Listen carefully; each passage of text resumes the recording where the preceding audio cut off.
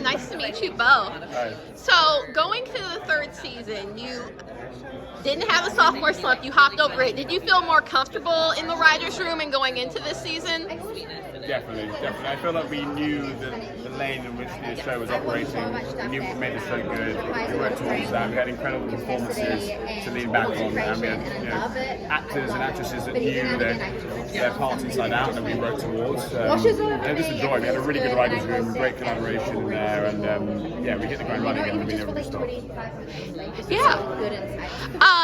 What was a TV show that made you fall in love with not just TV but TV writing? Mad Men, Sopranos, The Wire, West Wing, Deadwood, Twin Peaks. Yeah, all the shows that everyone loves. Yeah, exactly. Not very original. The Office UK. The Office, Blackadder. What's an obscure show that is kind of a show that you're like, people don't talk about, but I really like it? It doesn't have to be a current one. It could just be a show that oh, this is my thing. James Bond Jr. It was a kids show when I was about 8, and no one ever talked about it. It was actually really good, quite advanced kids action show, and it was excellent. Had quite had quite actually adult themes for what it actually was. And it was amazing animation, and it was excellent. Mine's not a very good answer because it's a very popular show, but I feel like The Leftovers is a masterpiece that only really has very cultish fans, but it's one of, I would say in HBO's top 5 best shows ever. Yeah. This doesn't have to be directly related to your show, but do you think there's a perfect amount of seasons for a TV show to be done well? Do you think it can go on for a long time? Does it have to be short?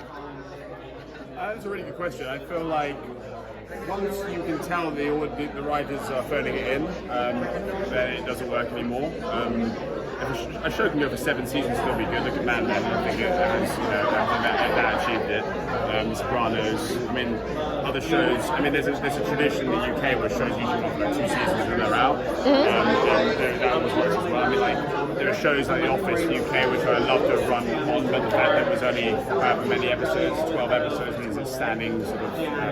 I think knowing when to stop is a really good skill. Leftovers is a great example actually again, because that had first season people were a bit iffy on, second season really good, and then they just closed out with a perfect third season. And I don't think anyone's like, oh, I really want to go back to that universe, because it had a perfect, story should have a good ending, and if you know exactly what you're writing towards, which they clearly did, then you're satisfied with whether, 8 seasons of that wouldn't have given you the same satisfaction as 3. Yes, for sure. Well, thank you so much for taking the time to talk to me, and congrats on this.